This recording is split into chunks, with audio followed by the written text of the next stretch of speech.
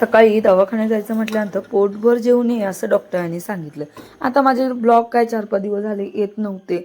तर ते एक असं कारण माझी खूप अक्कलदाढ दुखते आणि इतकी ती पेन होते ना, की त्यामुळे मला बोलायला पण जमत नव्हतं. गोळ्या खाऊन खाऊन कंटाळा आला आणि शेवटी मी दवाखान्यामध्ये दाढ काढायचंच ठरवलं.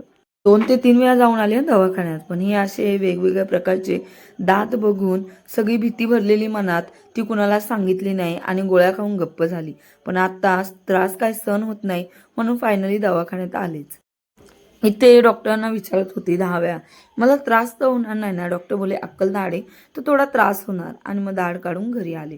घरी आल्यानंतर अशी काय भूल दिली होती, एक सोडून 2 भूल दिल्या. कारण पहिल्या भुलीमध्ये मला त्रास होत होता आणि मला कळत होतं, त्यामुळे त्यांनी डबल भूल दिली.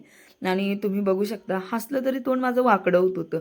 या गोष्टीचा इतका कंटाळा आला ना, कधी भूल उतरल असं मला झालं होतं. 12ला काढलेली दाढ आणि संध्याकाळी 7 वाजता माझी भूल उतरली. तेव्हा कुठे मला बरं वाटलं. तर असा आजचा ब्लॉग होता. नक्की आवडला असेल तर चॅनल सबस्क्राईब करा. भेटूया नेक्स्ट ब्लॉगमध्ये. तोपर्यंत काळजी घ्या. बाय.